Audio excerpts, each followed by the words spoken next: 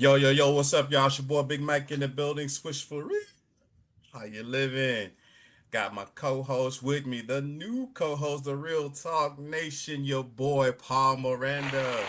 What's going on? What's going on? It's good, man. Boogie Bob is out tonight. He's going to a Wings game. Enjoy the game, Bob, man. We're gonna hold it down for you. You and Wild Dog have a great time, man. Yeah, no doubt. How's things on your side of the planet, though, Paul? Man, everything's well. Like I was telling you, man, time is going by fast. I don't know.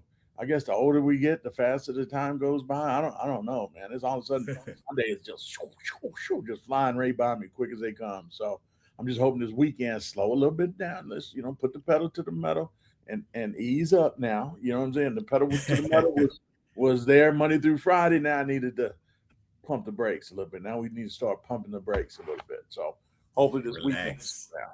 How about your week? relaxing. How was your Me, week? my week has been super busy. I've as the clothing brand, I've been trying to get that worked out. Moving slower at the point right now where we're still getting samples in, making sure that we What's get the that best clothing product. brand name? What's that clothing It's brand called name? RKB Collective. How can we find that? You can catch us on Instagram, man. RKB Collective. RKB means Rim Kings basketball. So being a former basketball coach and in the field of basketball, like you see here with Swish for Real, Right. we had to start a line, man, and it's pretty dope. So if you guys want to check it out, go to Instagram RKB Collective and let us know that you got there from Yeah, Swish for Real. no doubt, no But my doubt. week, man. I haven't looked at it yet, man. Shame on me for that. But hey, man, I got to ask you because I know you just love your Dallas Mavericks. Oh yeah. Do you have any Dallas Maverick on your clothing line? Any shirts with something to do with Mavs and anything like with the thing? No, but I do have a former Mavs player that's going to be wearing a shirt for me. Okay, who? How they say in the hood? Who that is? Who that is? Eric Strickland, yeah. Eric Strickland Okay, gonna I be remember Harry Strick. wearing the RKB for me. And if you guys heard him out there in the streets, his name is Scoop B. Scoop B. He's a very well known NBA interviewer, commentator in some cases. He's also gonna be rocking some of the RKB stuff. So he's gonna Cool. be in front of the basketball players wearing it. And actually, and another guy locally, Isaac Hayes, I'm gonna send him one. So he gonna be rocking some stuff. So shout out to you, Isaac. Appreciate you, man. But yeah, we just churning right along, man. Trying to get it done. We got a lot more to go. We'll be trying to get it out there fast, man. But we got to make sure it's perfect before we just get it out there. I don't want to give you guys some trash and I'll be tore up on the social media street. So I ain't trying to do that. They will light you up on that. So, but you're gonna be fine. You're gonna be fine. Good. I appreciate that, man. Appreciate you. But other than that, my week's been good. I've been busy with a lot of stuff. We filming Sunday. It's going to be a quick montage that we have to do for the short film that we're trying to finish, man. We've been really pushing to get that done. But other than that, it's just been a great week, man, and just trying to churn it out. Anyway, our first topic, guys, and it's one of me myself, when I played basketball, I never played professional or not even high school, but when I played, a lot of the times I played point guard, and that's my favorite position because two things a point guard give you is intellect, one, and they also give you, if you got a real good point guard, kind of like a Chris Paul type, you're gonna get a little bit of defense and a lot of bit of assists, and he's very very smart. He's a master, and when it comes to point guards, and he's coined the nickname Point Guard. But the top five point guards currently, Paul, and I have my list, and I'm pretty sure you have your list, but we're going to talk about your list first. Who are the top five point guards in the league currently that, if you had to compare them to some people, you can do that as well. But who is your top five point guards currently? Well, first, when I looked at this list on what we're going to talk about today, I said point guards in the NBA. Hmm. I'm old school. As I've already made this known to you several times. I don't really see a lot of point guards in the NBA. I see a lot of scoring guards. I see a lot of scoring guards that just hold or shall I say, just bring the ball up, you know, Hmm. and see if they can get their shot off. Point guards in the NBA, other than you know, I think, and he was hurt last year. I love me some Halliburton. Yeah. Well, Halliburton, Tyrese Halliburton, yeah. I really thought a lot of his game. Shame that he tore his Achilles and wasn't able to. And he light skinned too, by the way. I had to make sure. I'm a little biased on that, but I was looking at definitions of point guards to make sure that I was still on point with knowing what a point guard is, because I like to consider myself, believe it or not, a point guardologist is what I used to have a shirt. I don't know where it is. I think I left it around in one of the gyms and somebody swiped it from me. But I had a shirt Hey. at the point guardologist, and I need to get that again. But I was looking at the definition of Google. Main jobs on offense: move the ball, bring the ball past half court safely. A lot of the NBA guys do that. Right? Call plays. I don't really see a whole lot of calls being made over there by point guards. Press and score. I'm sorry, pass and score. Find open players. Control the speed. Control the tempo of the game That's is a important. crucial factor in being a point guard to me. You know what I'm saying? I was telling you earlier, my son played the point guard for DeSoto, came out in 2016, and I built that dude to know the point guard game from top to bottom. And I always everybody used to always say how good he was and so forth. He plays the position about as perfect as you can play. The only problem was he was only 5'8", and that kind of hurts. I've heard many college coaches tell me, man, if he was just 5'11", 6 feet, or a little bit more athleticism, we could really do something. He could go to any college any college he wanted to go in the country if he wanted. Just 5'11", so, size 3-4 inches, and I used to always hate that. I'm telling you, I've had some big time coaches tell me that. Now, of course, Dang. they were trying to recruit our 6'10" kid. Marquise Bolden was his best friend. Shout out to Marquise. He's in town as well. And who was a McDonald's All-American as well. But it used to really kill me to hear them say that, because, get players involved. That's what point guards are supposed to do. Mm-hmm. Always finds the hot man, the hot hand. That's what a Yep. point guard does. Defend, stay in front of people, make the Yep. opposing point guard's job harder than what it should be, or what it is. He did that, so I'm a little biased when I talk about point guards, because I know what I built in one of my kids, you know what I'm saying, and what I'm not seeing on the professional level.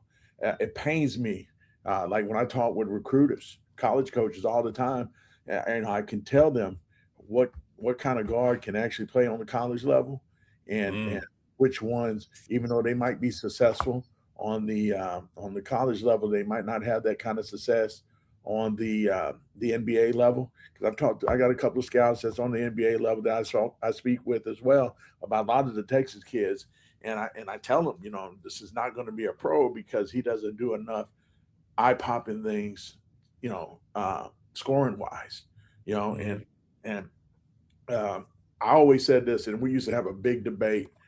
Shout out to my guy Kellen Buffington, who's the GM at Texas Tech right now. Me and him and a couple other guys used to always talk at night about certain players, and there was one particular class that featured Tyrese Maxey, Davion Hartman, Jemiah Ramsey. It was a loaded class, and we used to always debate, which one was going to be the better point guard. And I used to always say, now, are we talking about collegiately and we talking about pro? We got to separate the two, because there's no doubt, Tyrese is going to be the better guard out there, on the next level. But I think the college player, and I ended up being wrong, I guess. But I thought he had a pretty good college career. Davion Harmon, Jemiah Ramsey, was a kind of a one and done kind of kid, but didn't last as long on the NBA level. Had a couple of stints in the G League. I think he's playing overseas right now. But they used to always ask me why you said it about Tyrese. I says, Tyrese is a scorer, and he's got his motor never stops. He'll be a good pro. He'll have a good pro career. Now, I'm going to slap myself on the hands because his dad used to get mad at me because I used to be on another podcast around that time. And I used to, not really say a whole lot about him because my thing was always this. I don't need to talk about the guys that we already helped make get on the scene. You know what I'm saying? I'm Hmm. trying to find the next guy. And his dad didn't feel like I gave him enough love. And so Dang. don't love, you don't show us no, you already made. Ain't nothing I can do for. I want to try to go help other kids that I can help. So anyway, long story short, that's what I talk about when we talk about guards right now. My five, let's get to that because I can keep rambling on about this stuff like of course you got the obvious in here, Stephon Curry, right? Yeah. Steph Curry. Let me not say Stephon, but Steph Curry. Brings the ball up the court. Does he involve players, his teammates? Really? He plays off the ball a lot, though. Yeah, but does he? We talking about point guard. We talking about the true definition of Yeah, point guard. exactly. But he's listed as a point guard, and that's what he will be when he plays on the Olympic teams and so forth. So or the NBA team. So I gotta list him because when we talk about NBA again, you got to be able to score no matter what position we talking about. You have to Hmm. be able to score. Does he defend? Because point guards are supposed to defend, right? Yeah. At least be top 20 in steals at least. Is he there in that department? He might be, though. No, not even close. Okay, okay, Nah. okay. Um, so I know you had brought up a name when we was talking, earlier. You said LaMelo Ball. He's I he's just straight scoring. Yeah, and I don't call him a point guard at all. Could Luca be a point guard? Could we classify Luca a point But guard? yeah, they do If we classify ever him as a classify point. him as a point Yeah. guard, he's up there because he knows how to score. And on the cool, he gets people involved. He's going So to you get you. got Steph Curry as your top one, We're, first we're one not going to do it in order. Okay. After Steph, All right. after Steph, we're not doing no particular order for me. All right, Okay. Luke is definitely up there at the top. Right. Okay. He gets everybody involved. Now, does he play defense? Nope. Uh, he rebounds. He does everything else, though. So the stats he puts up, you got to give Luca, in there. If he's classified as a point guard, you got to put him up at the top as well. Yeah. What about SGA? Shea Gilgeous, They do have him listed as point guard. So yeah, he'll be how at that much is he position. setting up everybody? I don't see him creating shots for everybody else. He really don't. He'll probably give you like maybe 4 assists a game, maybe. Is I that when he mean, can get his shot off? yeah, before he get his shot off for sure. Like If he'll give you you a couple assists. Speaking of which, Russell Westbrook was the king of artificial point guard status for me Yeah, because come on, don't give me double just because he go up, he can't get his shot off. He passed somebody that's open wide for a shot. open. He gets an easy bucket. His stuff was the most inflated. I think I like to say inflated artificial. Stats. I couldn't stand the way he played the game, and he never. James Harden, same thing, never won. He can't win the big one because he don't know. I think he's learning at the end to set up Hmm. players more, but because he's so used to getting buckets and taking away Ain't from a the number one. that he just can't comprehend to his real role to what that team is. Hmm. When we talked about LeBron going there, remember I told you, no sir, that can't happen because he would take away from LeBron. So I knew he wasn't going to Cleveland simply because of him. Hmm. So moving forward, I got three right, or was Yeah, that Steph, Luca, and SGA. now my main one, bro? My main one. Whew, this is tough. Oh, Jalen Brunson definitely got to be there. Jalen Brunson, and he scores every now and then. He gets his players involved, and he's clutch. Yeah, he's real clutch. He's clutch. He surprised me when he was in Dallas, what he did in the playoffs against Utah. Was it Utah? Yeah, It was yeah, Utah when Luca got hurt. yeah. Every time Luca got hurt, he was the dude. I Yeah. was a little surprised. You know what I'm saying? I'm not surprised that Dallas didn't sign him because you can't at that time you couldn't give that kind of money when you had Luca, who's getting ready to come up on a contract in a couple of years as well. So I Hmm. understood that, but I hated that they got rid of him because a lot of things about a point guard too that I didn't mention that I feel like you got to have especially if you're undersized, you got to have heart. And and Mhm.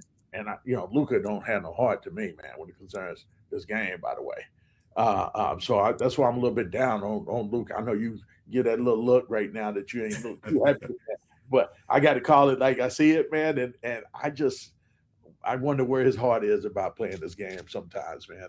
And so, but Jalen Brunson, you see that every game. He plays hard both ends. He might get hurt a little bit, a lot, but a little bit to a lot. But he wearing that game on his sleeve. He gives it everything he has.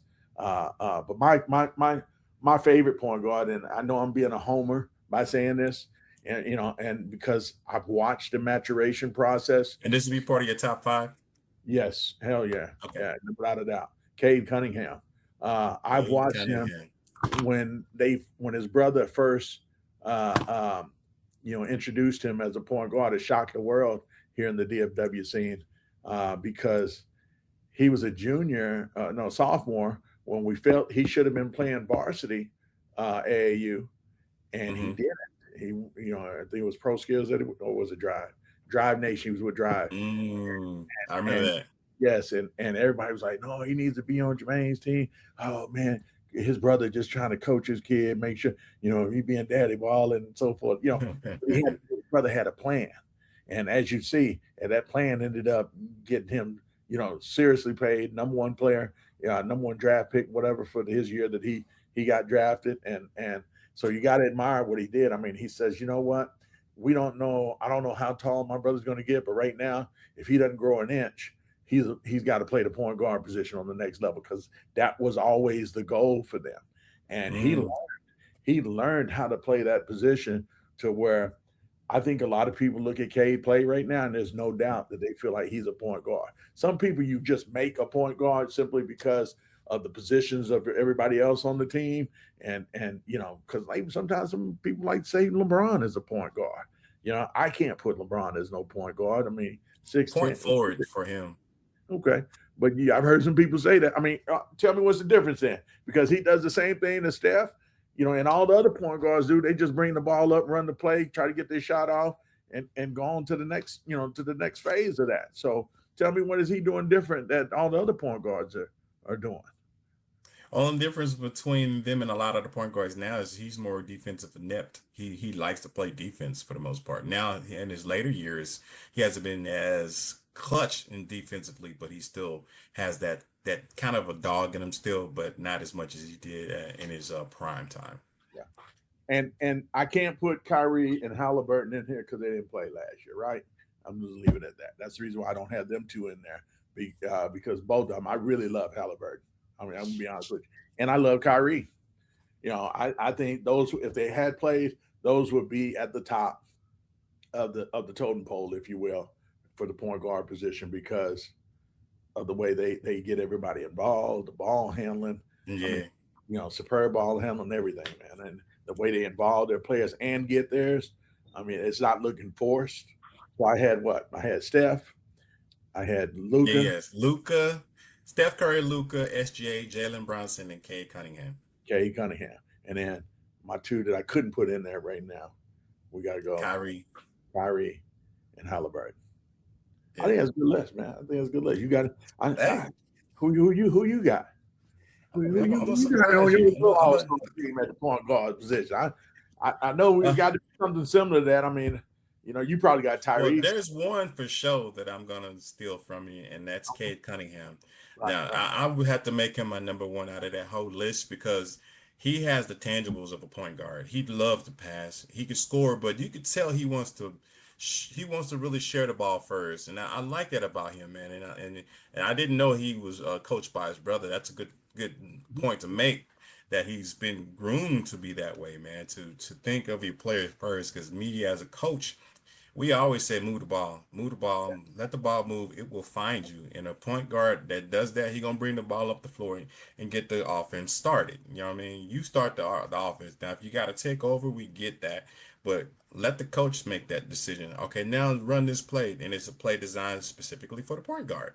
So No when he's doubt. doing that, he's still kind of thinking of his players. So if I don't get mine, I'm gonna make sure they get there. You know what I mean? Right. So it all depends on what the coach does. But good point guards, they move the ball. They don't turn the ball over specific because I hated Mm-hmm. that. I hate them turnovers used to kill me. And then they play good defense. I said, just get back on defense, be the captain. Make sure that everybody is on sync. You put everybody in position because when I get you off the court and put your backup in, I'm talking to you first about everything that you didn't do right, everything that you did right. So first thing, let's get out the bad stuff out the way, and then hey, then I'm gonna bring you back up. Hey, but you did this, and this, and just keep going. We need that, and so that's what I like about Cade. He's that type of guard I would love to have on one of my teams. We would have probably won a lot of tournaments with him. So Six, Cade be seven, my number one, huh? 8, 6, 7. It's some Magic Yeah. Johnson stuff there, man. Yeah, he cold with it, man. I love his game, man. And another guy a lot of people don't talk about a lot, Darius Garland, man. He's getting a bad rap because he's moved on to another team. But being with Cleveland, he did a lot that he could. But now that he's in the LA Lakers, not Lakers, but the LA Clippers, he should be one of those guys that could probably be top 10 as a point guard, but he's one of my top five. I like the way he plays, man. He's a really good baller, and he does try to move that ball as best he can. And you can tell that he's learned a lot from his dad too, as far as the point guard position. So he takes a lot of credit for the development of his son because he's been in his life all this time, kind of like you. And Mhm. so he really focused on, hey, move the ball, make sure your team's involved, and then get yourself involved. And I love that about Darius. And Darius does not skip on defense. And when you got a guard that move the ball, plays defense, and is a floor general, all they got to do is give him the keys. You know what I mean? So now I see why they had to move him from Cleveland because you got too many guards now. You got Spider, you got James Harden, and then it's just not enough balls to go around. He couldn't really do all that. It was made because Spider was going to be the guard regardless. You know what I mean? Even though he's a shooting guard, Darius should have stayed as the point guard for them. You know what I mean? But it is what it is. But Agree. I like Darius Garland. My number three, and I know you don't agree with this one. Uh-oh. Uh-oh. LaMelo Ball, man. He's not a defensive player at heart at all. You know what I mean? But you talking about Showtime? He lobs it. He's flashy. He's everything that I hate with a guard, but I like to because he gonna bring you entertainment. He does move the ball, and if you go back to his Chino Hill days, he didn't really score a lot when he was playing with his brothers. He just got all of them involved. He lobbed it. He stole the ball. He led the ball up the floor for him. He saw the floor. He still does. He sees the floor really well, but it's not a point guard thought process with him. It's just an entertainment thought process with him. You know what I mean? So he just making it flashy for not only his players but himself too. Because if you give a flashy pass, it makes people think, oh, he's a really good guard. But no, he's an entertaining guard. You know what I mean? He's a point guard, but he's entertaining. He's not really giving you the substance that you need for a point guard. But he's in my top five because he does play a hell of a point guard in that entertainment thought process. And I know my fourth one, and I agree with you with them being hurt. You know what I mean? But Kyrie, man, if he was running the floor this year, he would be probably my number two out of this. He'd be right behind Cade because Cade No is doubt. right now is the guy. Without a But doubt. since Kyrie was hurt, it kind of throws him down right now until we see what he comes back with. And he's gonna come hard. But Kyrie is still the top five in my thought process. Even though I put him behind Darius Garland and LaMelo Ball. The only reason why, again, is because of the point that you made that he didn't play last year. Now, how does he come back? Then yeah, we'll see. And then another one I have to steal off your list, Jalen Brunson. Jalen JB, man. Jalen, he showed us a lot in the last few years. And again, when Dallas had the opportunity, and I agree with you, but he also gave him a hometown discount, Yeah. 52 Yeah. million. That's still Yeah, some more you than we could. could. They That was should still have. more than we could. Yeah. Yeah. They should have took a wad of money and just hit him in the face. But there you go. You know what I mean? Well, he wasn't showing Kyrie like stuff at that point. They were still on the fence. He was nicked up all the time, you know, and so I think that's why they ended up making that move to go with Kyrie. That was that the next year or that same year then. Yeah, it was the following year they got Kyrie because they had to match Luke up with somebody. Yeah, yeah, yeah, yeah. And so they did that. It was just tough for me to see that when they got rid of him. I liked him, I mean, because he showed a lot again with that Utah playoff series. When Luka went down and Bronson won the game for him, Yeah. that boy balled out, man. And it kind of shows you what we had, and that should have convinced them right then and there. And but once well, Oh, that was after the fact, you know what I mean? yeah, Because they offered that before that series started. And when he got finished and they came back to the table, he was like, "Nah, I'm way more, way more than that now." But yeah, that's my top five: Cade Cunningham, Darius Garland, LaMelo Ball, Kyrie Irving, and Jalen Brunson. Man, so I had to steal two from your list. And Luca didn't make it again because Luca kind of and LaMelo almost the same, you but like Luca's. Melo and not like Luca, man. I want to get that one. I At mean, least Luca giving you some money in the assist column. Your boy yeah, don't put a whole lot of assists in there. And matter of fact, triple doubles. And I was talking about how Westbrook stuff was artificial. That's hmm natural from Luca. yeah. Yeah, I don't know, man. I like Luca, but there's some things that when he before he got Kyrie, he was like really not that guy to me. You know what I mean? But then when he got Kyrie, it kind of like made him better. You know what I mean? It made him see the position in a whole different light. Kyrie brought so much knowledge and wisdom to Luca. It elevated him past the point guard position to just a good player position. Like you're a great player now. Yeah. You're a generational talent just because you are who you are, but at the same time you got Kyrie showing you how to be that generational player. You know what I mean? And how many players get to hoop with somebody like that? And you see what Kyrie went through when it came to the COVID issue, and now you know what I mean? He's justified now for everything that's coming out now. But still, to go through all that and still have the mindset, and I'm talking about Kyrie, to be that good of a player still, and Dallas welcomed him in. Oh man, yeah, that's why he's like in my top five, Okay. Okay. Yeah. Like I said, I just same kind of entertainment. man. So one guy's getting triple doubles all the time. One guy ain't even thinking about a triple double. He just want to get 20 and maybe 4 or 5 assists. So you gotta. Um,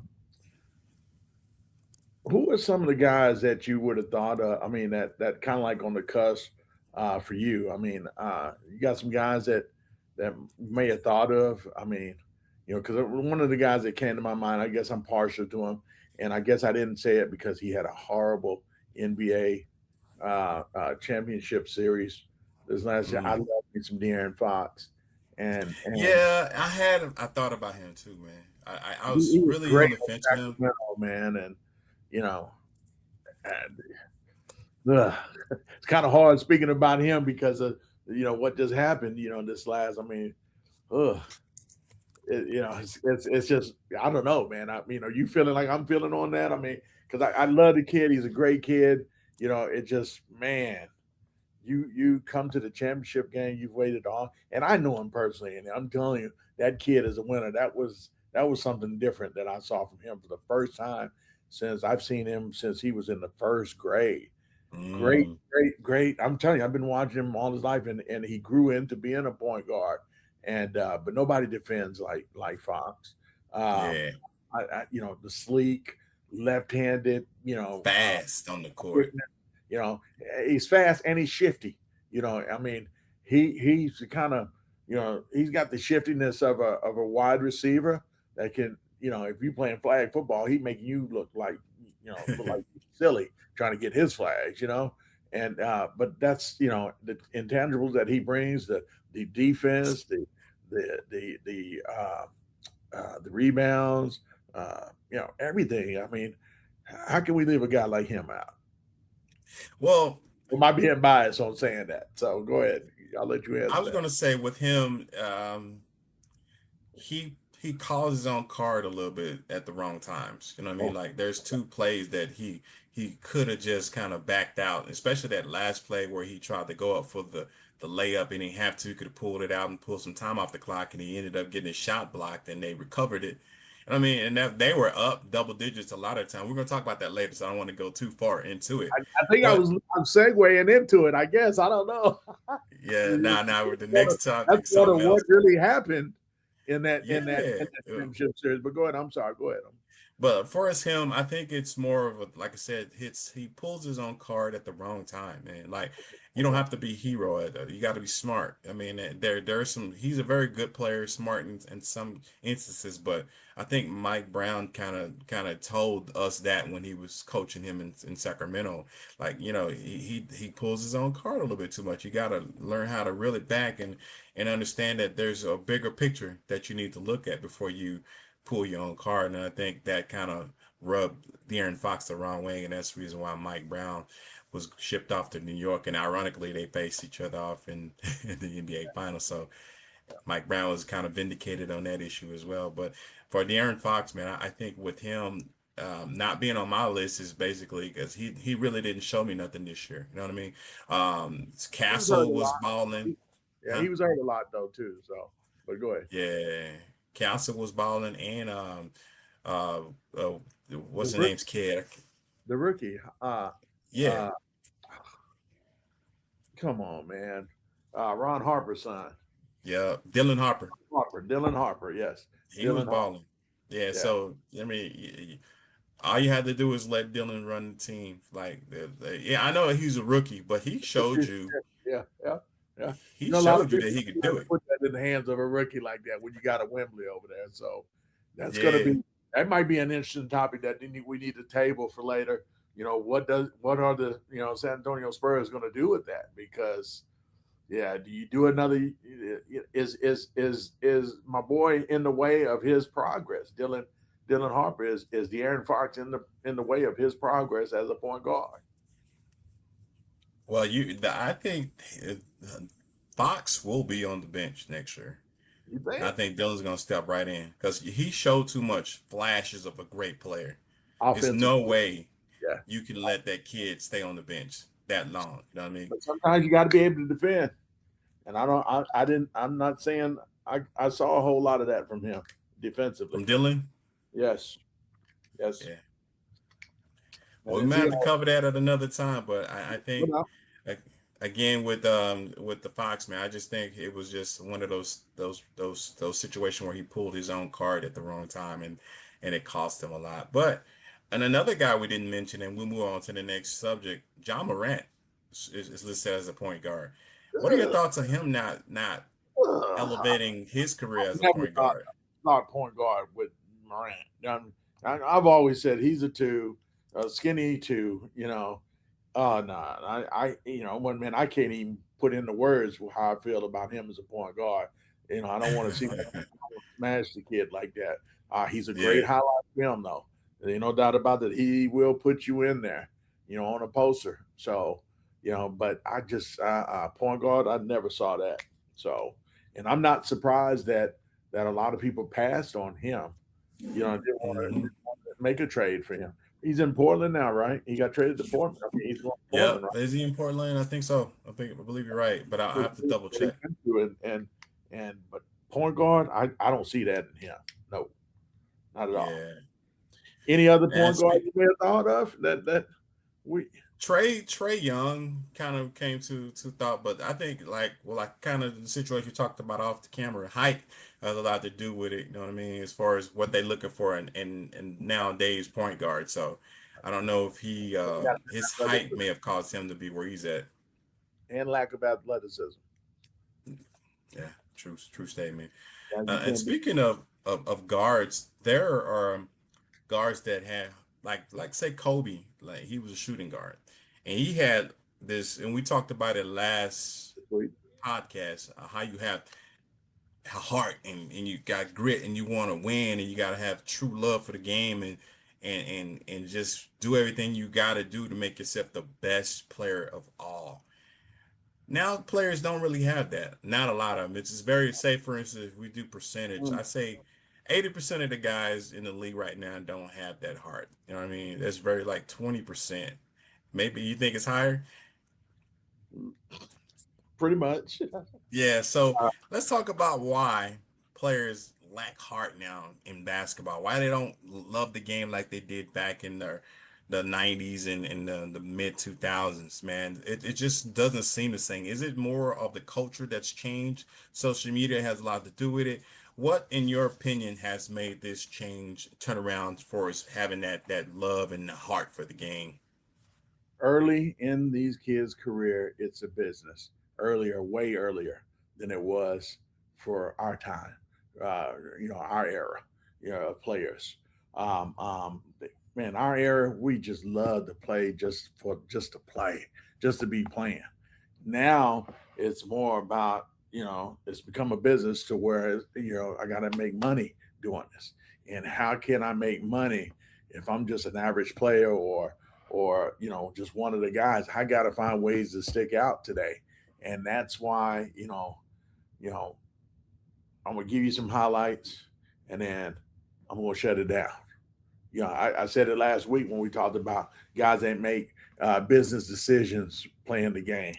One of the guys I brought up was KD. I really felt like he's one of the biggest, decision maker, business decision maker players, ever. And don't get me wrong, I don't want to taint his whole career like that. I just think the latter part of his career ended up turning towards that way because Mm, I think when he left Oklahoma, he saw how the world turned against him. You follow what I'm saying? And then he was like, you know what? Dang that. You know what I'm saying? I'm just gonna do me. My mom. This for me and my family now. And now that takes a lot away from how you got to where you were at now. And now guys like me, sniff that out and say, hey man, he ain't that dude like he used to be. You know, a lot happens, but I think for the rest of the population, it's too early in the in a kid's early phase of his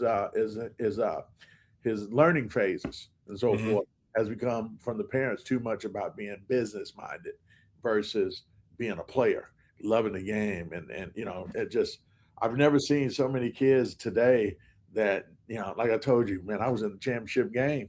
My son played in the championship game, and one of the players that he played against, who we grew up with, who I thought was a dog, and for him, I've watched him. He played with De'Aaron too, by the way. I'm not gonna say any names, but he played with Fox, and mm. and in the early years, and they were killing everybody, and it just seemed like he was such a killer, and he was the dude instead of Fox. They used to argue about. When you give out tournament MVPs and all that, their parents used to be arguing about who should be the MVP. It really got kind of got salty. So that's a little tidbit. Sorry, James. Sorry to you. Y'all know what I'm talking about. So, if they're watching, I apologize. I'm just trying to go back and call it like it is. And they were both great players. But I'm hearing this kid when I'm playing against him in the championship game, and one of my parents was heckling him. Because we were up by 20 something points. We were putting you know, we beat the brakes off of them, and it was like 2 minutes left in the game, and dude was like, the parent was real happy because he had been playing against those kids. His kids have been playing against them his whole life too, and Dang. so he was happy that we finally getting this dude, and so dude was like, man, I don't care, I got my 25, and and that shocked me. You know what I'm saying? Because I would have never, and I mean never, thought that a kid like him would say that. And so right then and there, that's when I realized for the first time, honestly, these kids don't really care about the game. They really care about what they're doing, how they're looking, and what they're going to get because of how they're looking and what they've been doing. hmm Which leads to cha-ching, so that's when it started, when the game started really slowing down for me and saying, hey, when I'm kind of misreading some of these kids, I need to really, deep down, do a deep down dive into, not only about the kid, but the parents. That's when I started doing a deep dive in it because, you know, I always had the motion to do that, you know, and I was doing it, but that's when I realized that I needed to really stay doing it, that I was right about doing it because what your kid sees in you, right, as a parent, is what they're going to emulate as they get older. You know, and that's what they're going to be about. And if you're saying it in the car, you're saying it at the house all the time, they're going to think like that. And I think that's where the kids end up being like that now. And now we got NILs. You know, Mm. now everybody can't get NILs, Mike, right? So you got to have something. You got to be something. You got to do something. You got to show something, right? How do you do that in today's game when everybody's trying to do that? Mm. Everybody thinks that they get a chance to get a what? A bag. Everybody got that opportunity now. And when they don't realize, no, everybody don't. It's just the ones that's really standing out have that opportunity to get that bag. And I think it's getting worse right now. What do they say the root of all evil is? The love of money. And it's ruined relationships, it's ruined businesses, and now it's ruining our youth and their families right now. Money, Mm. early, early money. All good money ain't good money, as they used to say. Well, that's what we say in All Domino's. money ain't good money. All money Yeah. ain't good money, and but I think that's been the killer. That's been the root of what we're talking about right now. Why this game just ain't what it used to be in these kids in today's game. So uh, look at you look at the balls, man. I used to love what's the oldest name? I done got his name now. God, You got uh, LaMelo, I you know Lamar, what is his name? what's the oldest? Lamar. Leangelo, and then you have That's the dude that got caught stealing. So yeah, that's what I with know him. China when And oh no, Jello got a nice couple songs. Got a nice little album out that yeah, when he played one well, of his songs at the NBA All-Star game. So Yeah. he turned his career around. That's pretty good. But what's the other one, man? Golly, that's killing me because he was in that same class, my son's class. That class Mm, was top notch. You had Jason Tatum in that class. You had mm.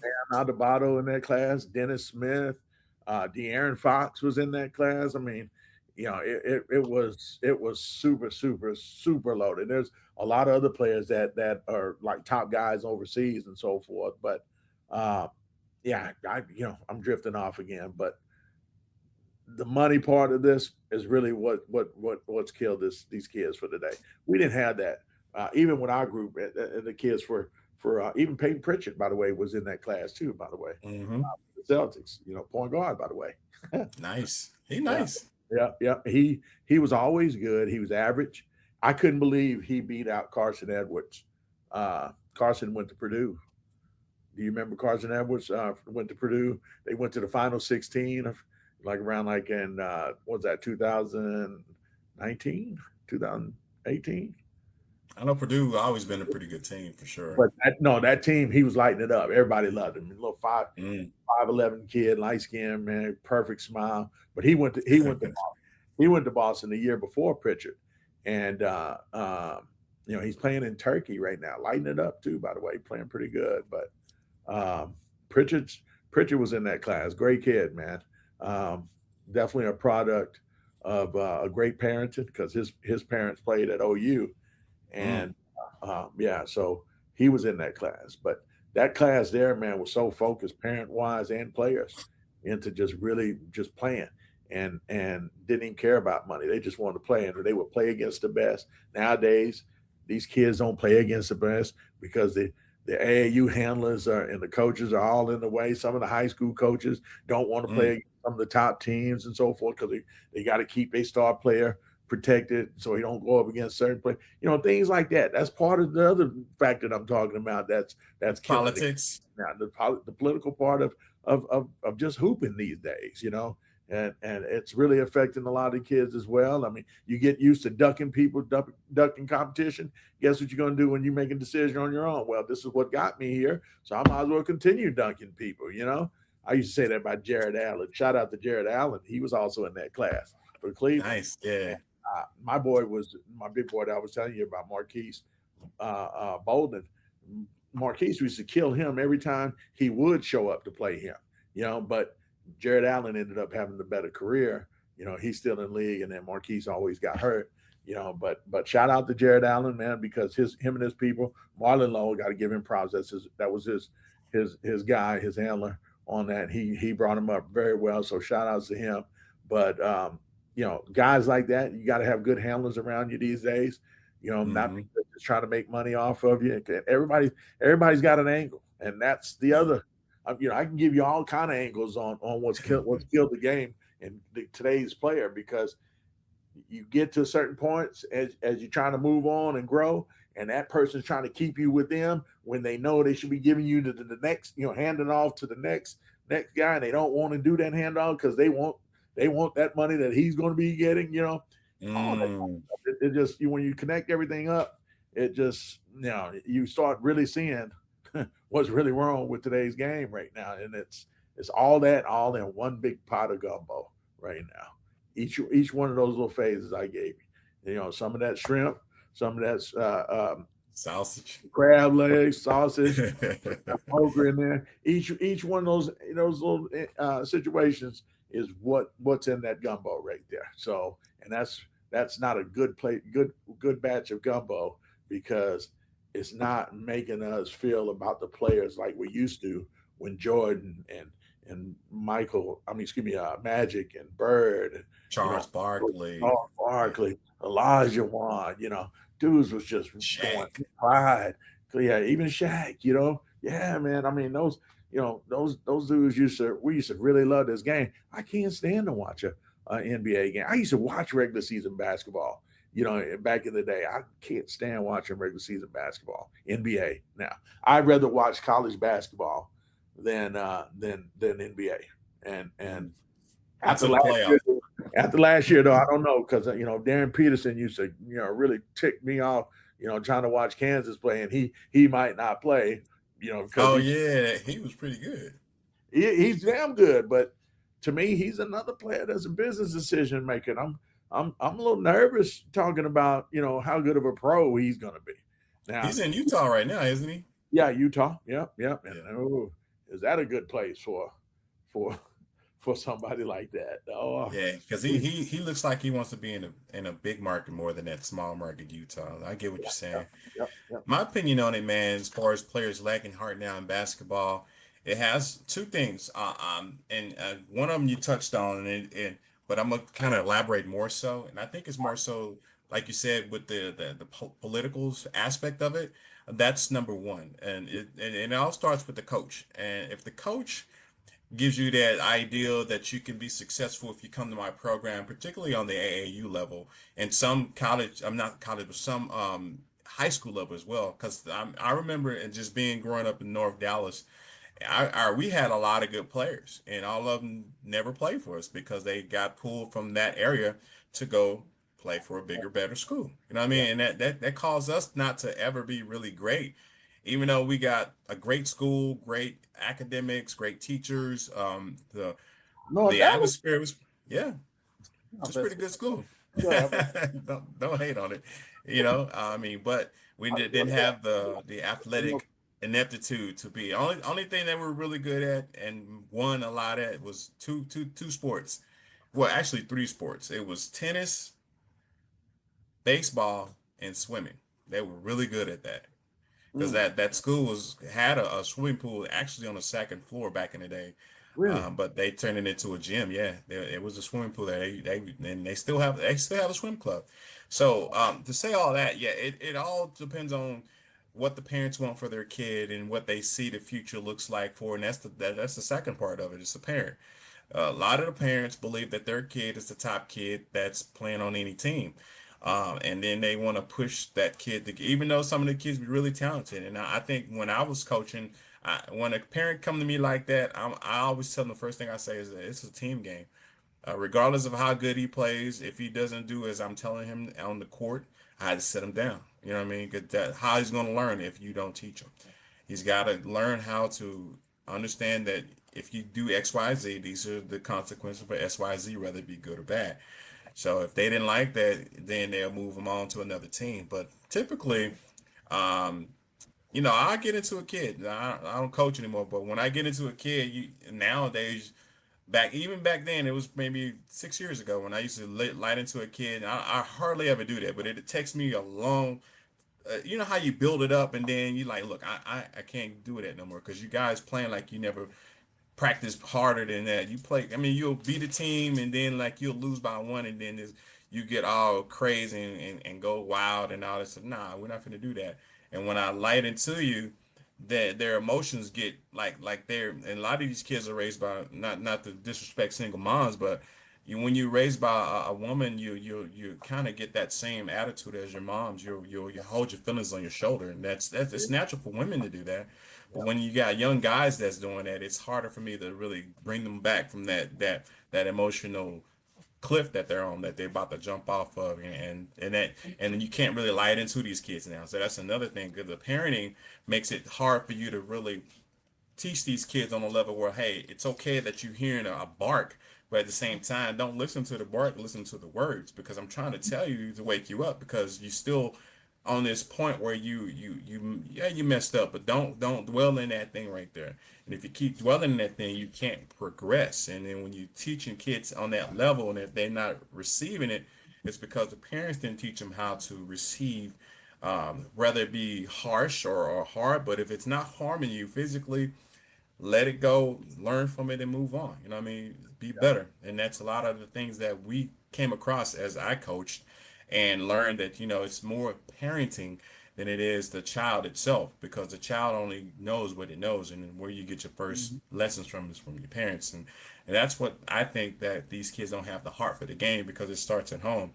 You gotta have heart for yourself. You gotta be Yeah. tough on yourself, at the same time learn how to expect criticism, take criticism, and just eat the meat and spit out the bone, as they would say. So I think those two things, the coaching, would trying to pull kids from one area to the next just to benefit their team and their program, hurts a lot. And then the parenting, that's the next thing. That's two of the top things that I always seen that make these kids not have heart for the game, because now you're chasing when you get the coach pulling you. So if this coach pull you, then you might, oh, this other coach like me, then you're gonna be going everywhere, and you're not gonna really understand how to be structured. And that comes from the parenting. So structure begins at home. Mhm. If it's not the parent teaching your kids how to be, like, have heart for yourself first and foremost, then you can have heart for the game. And then when you have heart for the game, that makes the game beautiful to watch. So I agree with you, man. But that's my That's, 2 points on that. yes. Huh? Represent something. You know what I'm Yep. saying? Be about something. Don't be just for yourself. Be about something that's bigger than yourself. And once you learn Yeah, to, man. it's a beautiful thing for a team, man. So yeah, I've been there. I've been on them sidelines a couple of times and kind of and yeah, it is what it is. But yeah, I definitely agree with a lot of that you said, man. It kind of intertwines with exactly what I was saying. So we're on the same page on that. I like that. I like that. Yeah, that's all the many years of coaching, man. So I Yeah. understand it, man. Yeah, I get it. Speaking of coaching, um, I know you watched the finals, New York versus San Antonio Spurs, and we kind of touched on it earlier in a few subjects ago. What caused the San Antonio Spurs to lose that finals, man? It's so many factors. You had 4 games. Well, they lost in 5, right? Well, how many games they lost in? 6, 5 or 6, something like that. They lost in New York. I think they took it all the way to 7. To be honest, 6. Six. I thought it was game I think. six. I think so. Game I think that was, 4. Yeah, they lost game 6. Let me see. New York Finals. But to say that, if you having 4 games where you had triple digits, I mean double digit leads, and you had one, and I'm pretty sure you're gonna talk about it, was 29-point collapse in game 4. In mhm. game 4, Swish 4 real. How what did New York do that made San Antonio not oh prevail as far as the NBA championship for this year, 2026? What happened? What was the reason that New York beat San Antonio? What San Antonio could have done better to have won that championship, in your opinion? Well, you definitely, what always stood out, man, and it's a simple thing of taking more time off the clock. They Mm-hmm. were rushing shots, and they were taking threes way early on the shot clock. And I just think, not only are the players young in that moment, but so is the coach. You got to Yeah. remember, what's his name? Mitch. Mitch Yeah. is a youngin. You know, he looked like he's in his 30s, man. I don't know how old he is, but he looks very young, and it showed that he was young. Simply because yeah, you can call the timeouts at the right time and all that and so forth. But what are we talking about in that huddle? And I didn't have the opportunity to listen to what was going in the huddle. I wasn't there, shot anything, and the microphones weren't in. And maybe we'll see that in some of these NBA go back and look videos, where they actually tell you what people are being said or in those huddles. But you gotta be wondering if he telling them, hey man, let's be more selective with the shots. You got a 29 Mm-hmm. point lead. Why are we still shooting threes? You know, let's get to the bucket. Let's go. Let's the only way we not getting the bucket is if they foul us. You can't get fouled shooting jump shots, man. And they did that the whole series, man, when they had those leads. And I know they got there by hitting those threes, but you don't stay hot for long. Remember, we used to have that problem with the Mavericks. You die by Mm-hmm. the three. You live by the three. You die by the three. And I saw that with San Antonio a little bit, but I blame that on coaching. You know what I'm saying? Mm-hmm. And youth. And those two things just really really stuck out to me because even Wemby was shooting threes. I know he hit one in the Minnesota game where they were down to where it was almost by the logo and everything, right? Mm-hmm. He was off in the series against New York. New York. Yeah. That you say you want to win, right? Then you got to start making winning plays. And you are a leader. You are supposed to be the guy that's supposed to take that next step to being one of the greatest. That's when your moment is there for you to do that. Now, don't get me wrong. LeBron had that issue when in his first championship. Was ironically against the Spurs, right? He didn't make the plays that could help them win the championship. So maybe that's just a learning curve thing that the great ones have to go through because he was not a factor when they needed him most. Mm. At the same time, in defense of him, he didn't really get the ball like that team really needed him to have it either. You know, and then sometimes, man, they just New York knew they were trying to get the ball to him, and they did what they could to keep it from going that route. But coaching, Mike Brown to me out coached the San Antonio coach big time, and you got a couple of bonehead plays by by players that you don't expect to make bonehead plays. De'Aaron Fox, my boy. You don't shoot that layup, man. Just dribble that ball out, get it. You know, Make you them know, foul you. no, I'm running that clock, and as fast as Yeah. we used to have a drill that we used to say called "kill the grass." You had the quickness, to move around, and not get fouled. You got to be moving that ball. You made the steal, great defensive play like he always does, but dribble to that corner soon they come, give him in and out or whatever. He always make people fall. Do the same Yeah. thing. You do the same thing there. Get out the way, don't get fouled, keep that clock running as much as possible. But I think even with the other guys, San Antonio missed a lot of free throws in the clutch too, though, and I It think a lot did. of people didn't pay attention to that as well.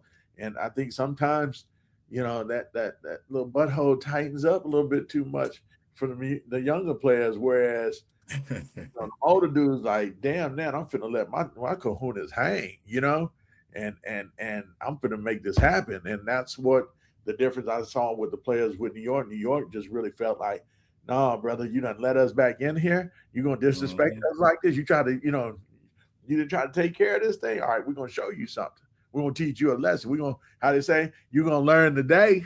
And that's what, you know, New York just came and brought it. They turned their energy level up. Whereas when they started missing shots, you know, kids had that problem till this day. I don't care if you're a pro or not. When you miss a couple, that's in your head.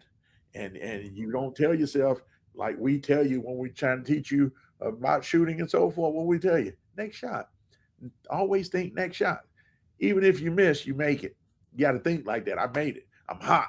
Give me the ball. Even though you 0 for 30, give me the ball. I'm still. A lot of these players today, man, man, I get 2 and miss. I'm done. And then when you're done, you don't go to the basket. You just pass it off. Yeah. And All you that. know what? I remember Boogie Bob saying this too. He was like, if you shoot a lot of jumpers, that means you're not your legs are not underneath you enough. You know what I mean? You wear out yourself, you know what I mean? Your legs Yeah, are tired.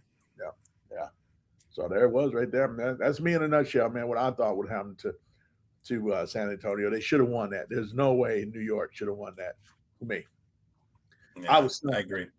After you beat Oklahoma City too. That. Come on, man. How can you not match that same energy against an older, slower New York Knicks team? Knicks.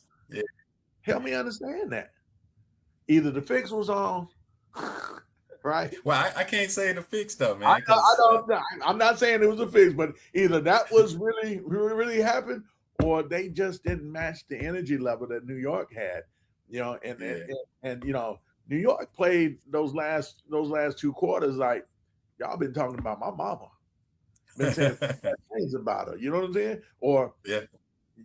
you owe me some money. I want my money now, not tomorrow, not next week. I want it tonight. Right now.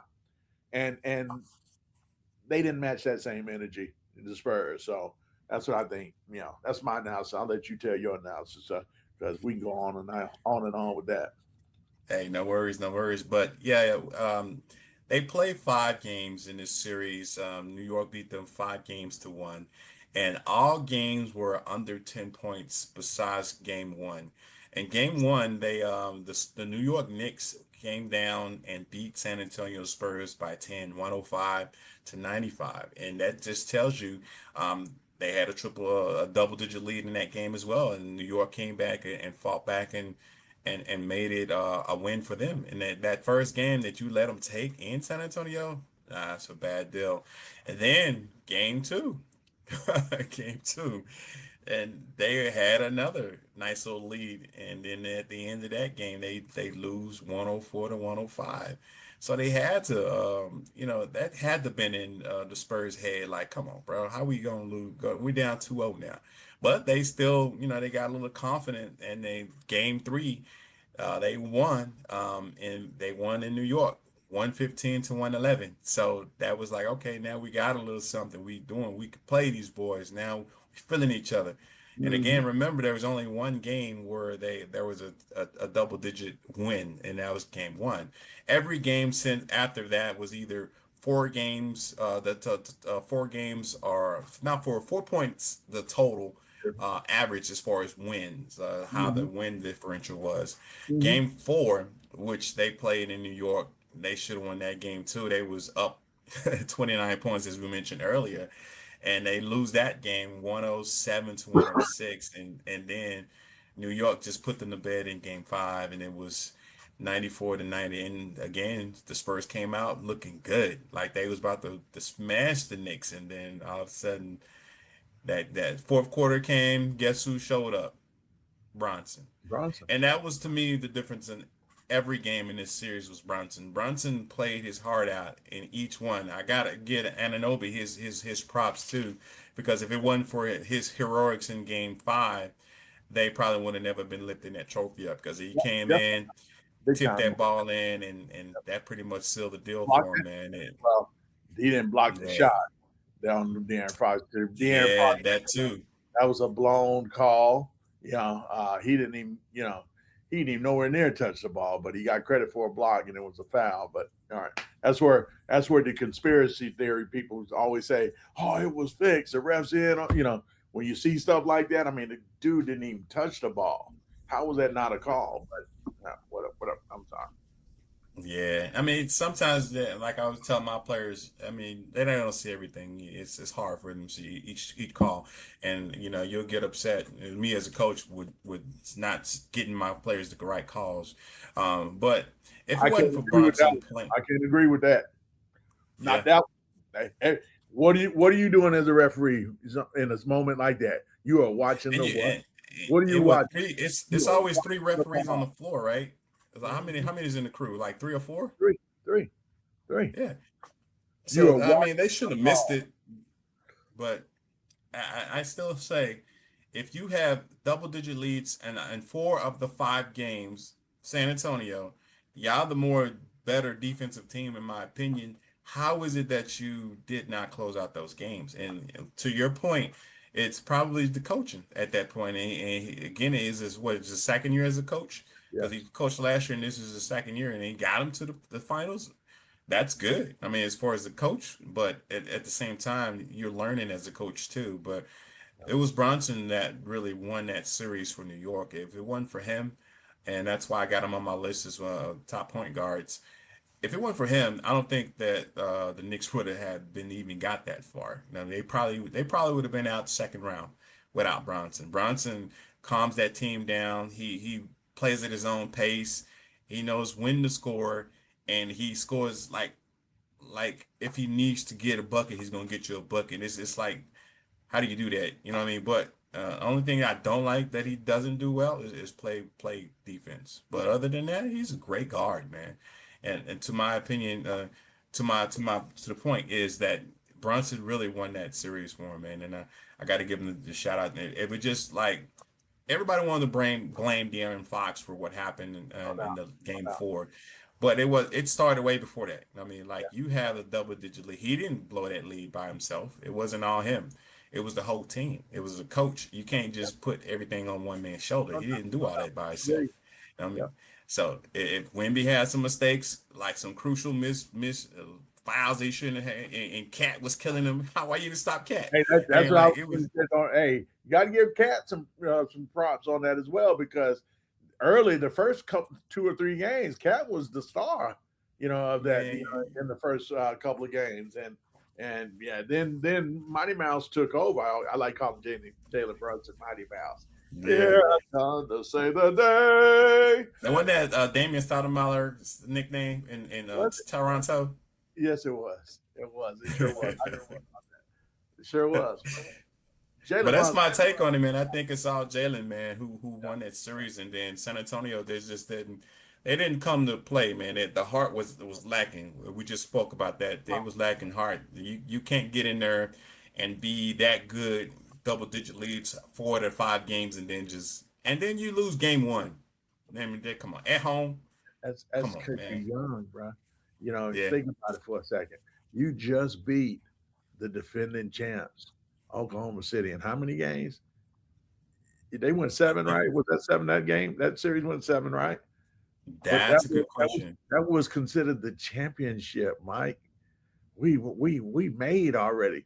That's young minds thinking in moments like that. That's what you attribute a lot of that because those guys weren't being pros, bro. They were young dudes looking for how you say that love of already being anointed. When they didn't anoint it, they didn't close out what they just saw. Because I know Oklahoma fans, if you're an Oklahoma City fan right now, you like, damn, what a shame. You gonna knock out a chance. That's almost like honestly what San Antonio just did. Almost was like Buster Douglas beating Tyson that time, and then he go to the next fight and lose. Yeah, and you're right. They did go 7 games, and San Antonio won it 4-3. It was tough. It was Yeah, tough, man. but you walking out of that feeling like you got this one already. We just beat Oklahoma City. Oh man, New York don't want no part of it. It's the East. Come on, man. The East don't want to go against the West. We just won the West, Mike. Ain't no way we losing to New York. And then game one happened. Nobody show up to like they did in Oklahoma City. And then we're like, it's all right. We could just get them back in game two. That's just a learning lesson and all that. And then got popped in the mouth again. New York ain't playing no games, man. They trying to do this thing for real. Oh no, Yeah. okay. We get it. It was a close game. They stole this one. They stole the first game, and then they kind of got lucky in this game. This is how they thinking, right? They come back game three, they win game three, right? Now, okay, now talk this up. We in it now. We in it. We here now, right? And New York popped them in the mouth again after you had a 29-point lead, right? Game You four. still lost. You still lost. It's a wrap, bro. At that point, I don't know what you think at that point. Really? Man, and to your point earlier, and then we move to the next subject. San Antonio shot too many threes, man. It was Yeah. like, why are you shooting right there? There's no point to shoot a three right there. But look at the shot clock. Look how fast it was. I mean, there were more than 15 seconds on the shot clock every time they took those threes, man. That's coaching, coach. That's coaching. Yeah. Somebody got to be yelling at you. You got 10 of them behind you in black shirts. Somebody got to be yelling at. Why are we shooting so early, coach? I wonder what it would be like if this particular coach would have coached that team. Would they have beaten New York? And we're talking about a guy who was born Do it. in Montana, Deer Oh, Lodge, Montana, okay. 1945. He's 80 years, will be 80 years this year. And then we're talking about Phil Jackson, the great Phil Jackson, who coached the Chicago Bulls for two six championships, and then they went to LA and coached them to three championships. So the guy is a beast when it comes to coaching. Could he we'll talk about his career, but I want to kind of touch on it. Could he have beaten New York with that San Antonio's Spurs team? I think definitely yes. I think Popovich would have if Popovich was still there, that would not have happened. Yeah. So saying Phil, I mean, yes, right? Hell, even right, Red Auerbach would have, the great coaches know, situations like that. I and again, I attribute to it's nothing against the coach, Mitch. I can't think of his last name right now. Is it I think Johnson? it's Smith, right? Mitchell Mitch Smith Smith. or Mitch Johnson or Mitch okay, I don't Johnson. know. That's it. Yeah. Mitch Johnson, right? Yeah, I yeah. know I know his dad played or whatever or was a coach. I did see a story once upon a time about that, and I know he's got the X's and O's down and everything. I think sometimes, man, even as coaches, because you and I both have been on them sidelines before, not on that level, but sometimes you can get wrapped up into the games, right? And not really realize some of the decisions that you might need to make and maybe not make, but that's why you have good assistants with you. As I said, you got 10, yeah, them Joes got like 9 or 10 coaches behind them. Somebody got to be saying something, because you don't blame it just on Mitch. I'm looking at all them other guys too. Hey, coach, I think we need to talk to him about shooting. Somebody got to say something, Mike. And apparently somebody wasn't seeing the same game. Maybe all of them got wrapped up. Maybe the lights was too big for all them coaches, man. I don't know. But Phil, Popovich, Auerbach, them kind of coaches right there, Mike, hey, they understand that thing. Hell, don't even let my boy in Indiana used to be with the Mavericks. What's your boy name? What's your coach name? Rick Carlisle. Rick Carlisle would have sure enough, tighten them screws up on that. So Nah, don't ask me Rick about was Phil. that dude. Phil would have ran the triangle and made sure we don't get that thing off, under 10. We not shooting until it's like 5 seconds or less with Phil in that moment. I can guarantee Now, you will that. Phil would have kept the would Wimby be playing up or down with Phil? Up at the 3 point, but up above it or below the 3 point line? I think one thing the greatest things about Phil Jackson, honestly, yeah, we talked about the triangle offense and Stalls and so forth under him and which really came under Tex Winters. That was his right hand guy. But one thing I think with him moving to the Lakers was his ability to adapt to where the game was headed. Meaning I'm dealing with a guy in Kobe, who's a certified killer, who has that Michael that Air Jordan, Like mentality him that in there, yeah. ended up becoming, as famously known as the Mamba mentality now. Hmm. But he also had Shaq with him at that time. So you gotta, you got to find a way to mix that up to keep both of them happy to win a championship, and they did that. You know, Phil, to me, you know, he always knew how to adapt to where the game was going and what the how it was being played. So there's no doubt in my mind. I think he would have put Wemby in positions to make plays to help him to do what he does. What makes him best. Where does he get comfortable at? I think Phil was that kind of coach. I don't think he was a kind of dude that made you do. Some of these coaches try to make you do stuff that you're not comfortable doing. I don't think Phil was that kind of coach. I don't think the great ones do that. Now maybe other than Auerbach and the early guys and so forth, yeah, they did that. But guys like Phil, Popovich and all, Phil Jackson and Popovich, Pat Riley, them guys know how to adapt, and they know how to put their top players in good positions to be successful. And I think that's what made Phil Jackson one of the best and he didn't try to overcoach. He didn't try to overdo things. That's why he has 11 rings, 11 11, rings, yeah. 11 Yeah, rings. exactly. How many coaches had that? How many did Pat have? Well, if you add the CBA championship too, that's 12 rings.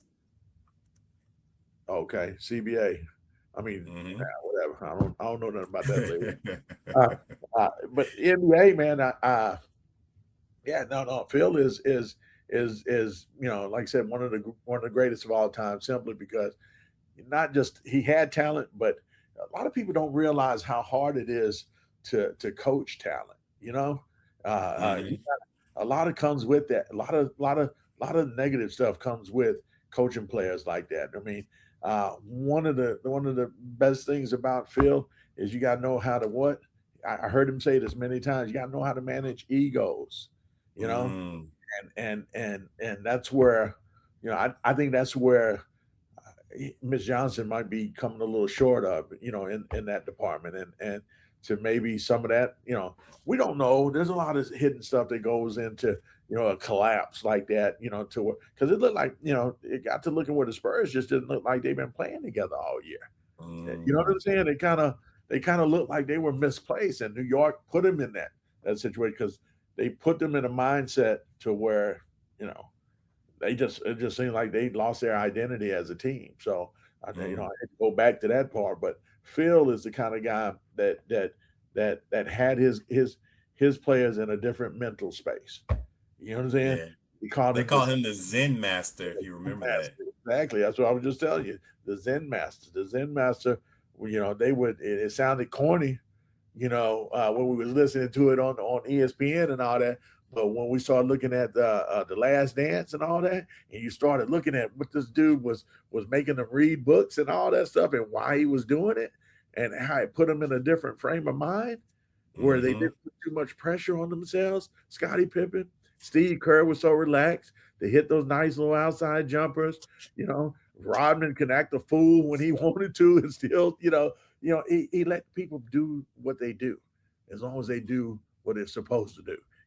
Make plays, and that's all Phil asked for, and that's why I think Phil was as successful as he was. It wasn't just because he had Michael Jordan and Scottie Pippen. Yeah, everybody wants to say Uh, that's easy. That's easy. No, and then you had to deal with Michael trying to play baseball. Michael was trying to gamble all the time. Golf, Rod, everything. let's go And with then Mike at the same time lost his dad in between that.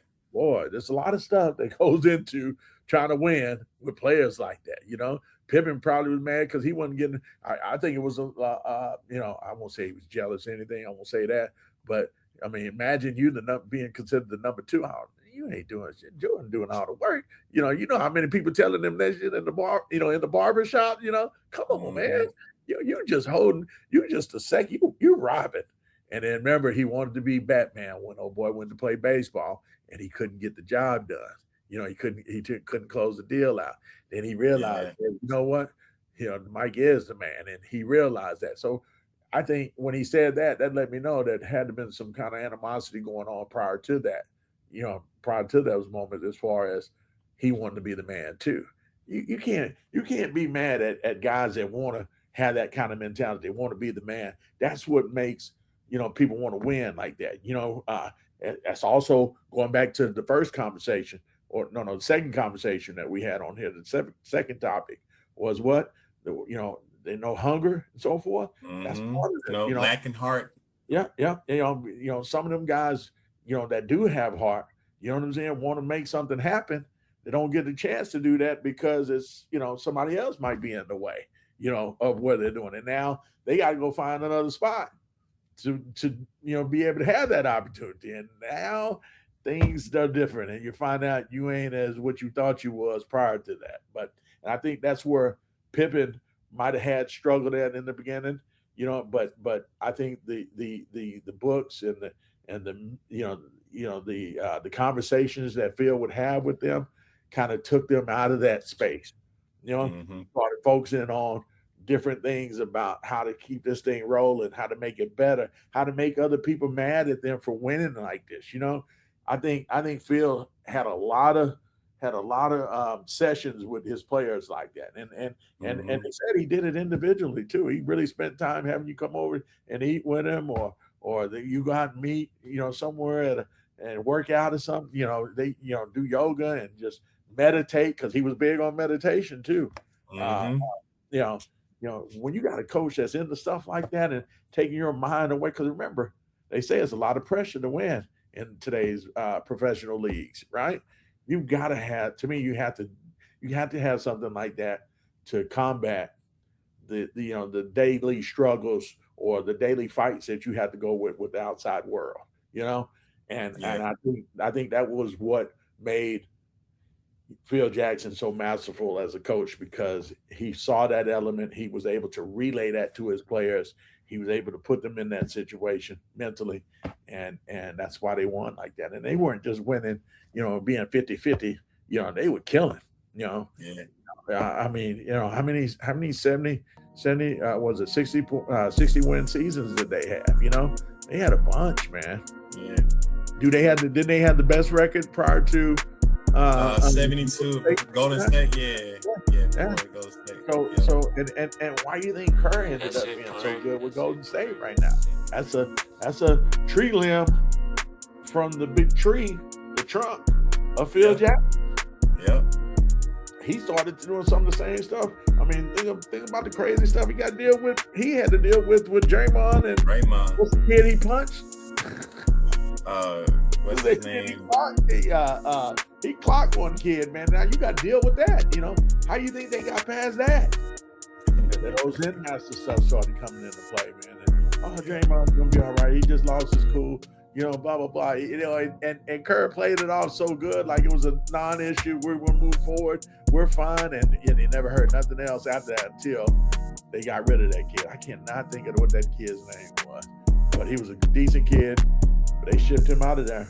And when he was out of there, Draymond started unloading on why he wasn't on this team, blah blah blah. But again, those are the little small things that coaches have to deal with that make them great, that make them winners like they do. So, hats off to Phil for instilling that, because that's part of coaching now, to where I'm sure that when you as a coach are in the league and so forth, and you see him, at a conference or something, or at a game, you going to talk to him immediately and just bounce stuff off of him.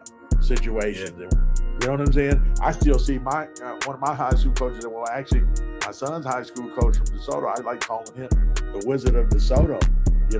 Chris Dyer. Shout out to Chris Dyer, because he always was in that same mind frame as Phil. He used to talk about it all the time, and some of the unorthodox stuff that he would bring to his players. I remember looking at TV one day, man. I didn't go to all the practices, but I do remember a couple of practices where let me just say this. I was looking on TV one day at the news, and I'm looking at they having something from DeSoto. I'm like, oh, Jules didn't tell me nothing about the news that people being up at school. Let me look at this. So we're looking at it, and I'm seeing the kids walking barefoot, and the guy is talking about how and why these basketball players, this top program, we're number 2 in the state, I think it was number 8 in the country, right? Why are they starting practice off 20 minutes, just walking up and down the court barefoot? what was the purpose behind that, coach? And it was like every muscle in your foot, right, is in use when you walk on hardwood Mm-hmm. barefoot, right? Versus when you got those comfortable shoes, all that cushion and everything, right? You're not using all your muscles. And that's why we end up getting, because my kid was having issues with a thing called fasciitis. Mm. You know what I'm saying? And that was his way of combating that. I was noticing my my kid's sophomore and junior, my sophomore and junior season, he wasn't having that issues with his feet any longer. And it turned out because he went out and he started talking with foot specialists and so forth. And one doctor suggested that to him, and oh yeah, and it also helped Marquise Bolden because that was the knock on him because he used to have foot and shin Mm. so forth. And so, but I said, well, I asked him later on after they had already graduated and so forth, because me and him still talk not religiously, but we talk at least twice a month. And I had asked him one time, I says, hey man, what made you do that? Because that really stuck out of all the crazy stuff that you did. What made you do that? And he says, man, honestly speaking to you, he said, man, I was reading some stuff on Phil Jackson, and Mm. Phil was like, if he had a person that was having certain injury situations, he would go see a doctor about it to see what kind of remedy he could come up with. That was something that nobody else was doing, that could help Mm. alleviate, the pain for his kids, for his players. And I was like, wow. So it's so crazy that we're talking about Phil Jackson, and just a small thing like that filters down into a high school program, you know, Mm. DeSoto. That's a dude. That's like a basketball coaching god. You know what I'm saying? Savant for sure. You know what I'm saying? When coaches go to look at what you were doing, that's a perfect example of what I'm saying. Hey, you're bouncing ideas off of great coaches, and Phil Jackson was one of those kind of dudes like that. So I don't want to hog up all the time. Go ahead and do your thing. I know worries, man. I enjoy it, man. You have some very great detailed stories. I enjoyed, man, all parts of it. Now, if you look back at Phil Jackson's career, man, as a player, he won two championships in the NBA and with the New York Knicks, and that was 1970 and 1973. Ironically, that was what 50 plus years ago, and now they won again, New York Knicks. And I think he probably nodded that win as far as him being that one who brought him a championship back then, back in 1973. So that was the last time New York won, and he was on that team. He also won like I said earlier, a CBA championship in 1984. So he played for the CBA for a little bit. So if you total up all the rings that he will be wearing, it's 14. So he got three as players and 11 as a coach. So that's like what you Right. mentioned. Some of the tangibles about him is amazing. I know he grew up in a family that went to a church called the Assembly of God. His mom and his dad were ministers there. So he Mm. was founded. I mean, his foundation is spiritual. So Yep. he Yep. probably carried a lot of that throughout his life, where if his mom was a minister and his dad was a minister, so it make him fulfill his own destiny of becoming one of those great people, great minds that can relate on all spectrums of thought. You know what I mean? Especially when it No doubt. comes to spirituality, man. So Mm. he's done that, man, and think that he did practice Buddhism a little bit, and Yes. Yeah. and he was just one of those guys, man, that you would admire, kind of like you said, talking to if you had an opportunity. I would love to talk to Rick Carlisle, if anybody. That's my guy right there. But He won. but He Phil won your. Jackson, Yeah. huh? Go ahead. He won your only championships, of course. Go ahead. I'm with you. Yeah, I'm with that. yeah. We ain't gonna Homer. talk too much about that. Homer. No, I'm not. My bad. There's somebody in Got the it. background, Mike. My bad. Oh yeah, yeah. But for Phil, man, to have 14 rings, three as a player and 11 as a coach says a lot about his character, man. He's a winner, two and four, front and back, side to side. He's that guy. He's going to bring you the tangibles. He's going to make sure the players know what they're doing, when they're doing it, how they're doing it, and why they're doing it. And when you get a player to understand, that's my key thing, making a player understand why that you're doing it? What's the purpose? And I think he had that down to a science of what's the purpose of the triangle? Because if you go here, you go here, and you here, you can run the offense this way, and it's probably virtually unstoppable. Who's going to stop it? And I kind of like with some of the things that he did, I did kind of run a triangle with my offense, but it was a little bit more different. Mine was it was predicated on ball movement. So it was a triangle ball. The ball moved like a mug swing, but Phil Jackson had that triangle down to a science, man. And a lot of teams couldn't do that, man. I don't think he really ran that a lot when he had Shaq and Kobe. It was a variation of it, but it wasn't too much Well, of they what he had did in Tex up there Chicago. with him. They had Tex up there with them, but they couldn't for some reason. It wasn't working with them too, and they got rid of Yeah. And him. what's crazy though, even though he lost Shaq in 2002, it took him 7 years, 2009, 2010, to get back to the championship and win it with Kobe. You know what I mean? So Shaq, he left LA, went to Miami and won one right Yeah, away. So yeah, remember that? Kobe's like, nah, bro. It would D And Wade. ironically, the last game that Phil Jackson coached was a playoff game, and it was a massacre. And we know it here in Dallas. It's called the Mother's Day Massacre. That's when we blew him out by 40 and sent him on his way to a retirement. Hate to say that, but it was fun watching him walk off that court that day. But his career speaks for itself, man, and salute to him, man. Again, 2 times he won an NBA championship as a player, one in the CBA as a player, 11 NBA championship as a coach, and it's a lot of things we could say about him that we don't know for sure that we can say about the career he helped with with Dennis Rodman. You know what I mean? How you deal with that, but he's a good coach in my opinion, man, to win that many championships with all those different personalities and personable people that he had to deal with. But great career for Phil Jackson, man, and yeah, salute to you, bro. But that's And, my and, take on it, man. and he was winning and knocking off the boss. Cha-ching. He messed around with Oh Jenny yeah, Bush. Genie Bus. I didn't want to say that. I didn't want to say that, but Cha-ching. you're That dude, absolutely hey, correct. that's skills, bro. That's it. That's when you know what you're doing, man. I gotta give a player like that props, man. I got respect for that. Nah, Phil, man, salute to you, man. Yep, I'm gonna have yep, to no use him doubt, as the icon for this episode, man. But no doubt, great no doubt. coach, man. Oh Is there man, ever gonna be great, another huh? one like that? Hold Huh? on. Is it you think there'll ever be another coach like him? And what coach, if Um, so, what you know coach who I would want to be a ever coach be like like that? that? Who? I think uh, Mike with New York can possibly be that if because he's a good coach. Is I he? mean, he just haven't got that opportunity to continue. Every time he take a team pretty far, it's like they want to change him out. I mean, I know he started in Cleveland with LeBron James, but look how far he got LeBron. You know what I mean? He'll take you there, but you're not giving him enough to work with. And when he asks you for stuff to work with, then you want to ship him off. So it makes no sense. But I think Mike Brown has a good chance to be that. But at his point in his career, he's going to have to really win at least five more to be on that Phil Jackson level. But I don't think he has an opportunity, but it's going to be tough. That's the only coach I could think right. Other than You know who I him, thought had a maybe, you know who I huh? thought had a chance though, up until the little scandal. Udoki, what's his name? I can't never say his name for Houston.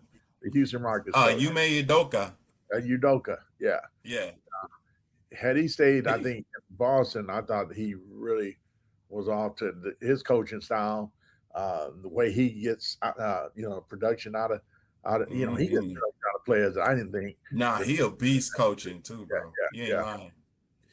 What's going to be up with them in Houston, though, man? When I mean, you know, I still don't see them have, being a threat to win anything yet, man. Even with that young roster that they have, I mean, maybe this is another topic for later, man. How quick San Antonio jumped out over them. They had their Mhm. group, their nucleus set before San Antonio, and all of a sudden, San Antonio and they got there, and the Rockets having it, and they got KD Yeah.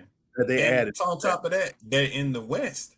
Yes, So yeah, yeah. it's too many good teams in the West, man. It's just hard to see where they're gonna go. But yeah, you're right. That got to be a topic for another day. Maybe podcast we can talk about it. No doubt. But what a great show, man. I appreciate you, man. Yeah. Yeah, Hey, yeah, let's close it out. no doubt, no Tell the doubt. people where they can find you, huh?